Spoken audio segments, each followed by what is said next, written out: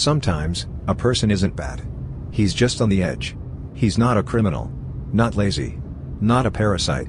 He's a father. Or a mother. Or just someone who can't take it anymore. He works. He tries. But it's not enough. He watches the bills go up. The food disappear. The children looking into his eyes, waiting for something he can no longer give. And one day, that's it. He realizes he can't make it alone anymore. And he goes to ask for help. Not with pride. Not with comfort. With hope. The last drop of belief in the system. He opens the website. Fills out the forms. Uploads the documents. The photos. The explanation. And he waits. Then the email arrives. Cold. Plain. Without emotion. You do not meet the criteria. No call. No explanation. No attempt to understand. Just, denied. He reads it again. And again. Thinking maybe he made a mistake. But he didn't. Everything's correct. He simply doesn't qualify. Not because he doesn't need it. But because the system wasn't made to help. It was made to deny most people. And now he's sitting there. In the dark. No food. A child next to him who doesn't understand why there's no dinner. And in that moment, other thoughts come in. Dirty. Dark. Dangerous. What if I steal?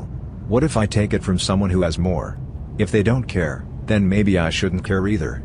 Now you're not just poor. You're angry. Because you asked, honestly. Humbly. Like a human being. And they slammed the door in your face. And now you walk through the streets, looking at the windows of others, and for the first time, you understand the people who cross the line. You understand why people rob. Why they turn to crime. Not from greed. From desperation. But the government acts surprised. Why is crime increasing? Because you never help people before they break. You see the applications. You read the letters. You know everything. And still, you say no. Then you call these people dangerous, antisocial, a threat. But you forget. You are the reason. You are the one who didn't reach out when it still mattered. You are the one who looked away while they were crying. And this is not an excuse. It's a warning. Every time you deny help to someone starving, you plant a seed. And when that person snaps, you have no right to be surprised. But then I started to wonder. What if it's not just indifference? What if it's intentional?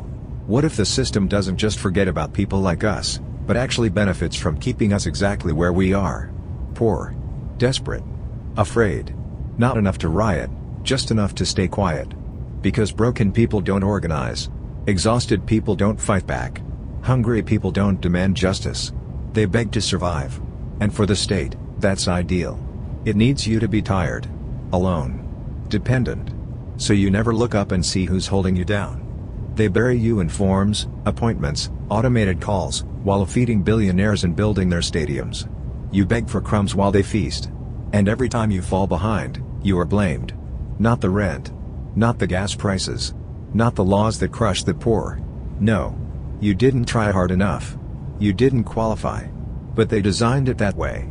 A maze with no way out. A game where the rules change the second you start to win. You're not meant to succeed. You're meant to survive, just barely. So you stay compliant. You don't ask questions. And you whisper thank you to the very system that's quietly destroying you. That's the brilliance of it. They break you. And then make you feel guilty for not being whole.